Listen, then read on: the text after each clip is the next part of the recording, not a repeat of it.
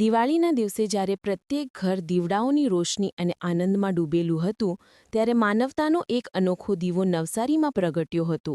દે ગામના 65 વર્ષીય સુરેશભાઈ પટેલને બ્રેઇન ડેડ જાહેર કરવામાં આવ્યા બાદ તેમના પરિવારજનોએ અવિસ્મરણીય હિંમત સાથે અંગદાનનો મહાન નિર્ણય લીધો હતો. તેમના અમૂલ્ય અંગો, 2 કિડની અને 1 લીવર જરૂરિયાતમંદ સુધી ઝડપથી પહોંચે તે માટે જિલ્લા પોલીસ વડા રાહુલ પટેલના માર્ગદર્શન હેઠળ ટ્રાફિક પોલીસ ઇન્સ્પેક્ટર પરાગ ડાવરા અને તેમની ટીમે જીવદોરી જેવું કામ સંભાળ્યું હતું.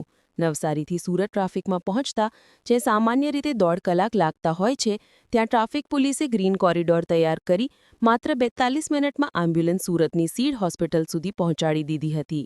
સુરત પછી પણ માનવતાની દોડ અટકી ન હતી.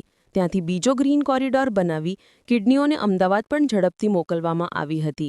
આ રીતે સુરેશભાઈ પોતે તો ચાલી ગયા, પરંતુ પોતાનું અસ્તિત્વ 3 અજાણ્યા જીવમાં જીવંત કરી ગયા હતા. આમ દિવાળીની રાતે 3 ઘર દીવડાઓથી નહીં, પરંતુ આશાની નવી કિરણોથી ઉજાસ પામ્યું હતું. અને આ માનવતાના યજ્ઞમાં નવસારી ટ્રાફિકની પોલીસ ટીમે જીવનદાતા તરીકે અભૂતપૂર્વ ભૂમિકા ભજવી હતી.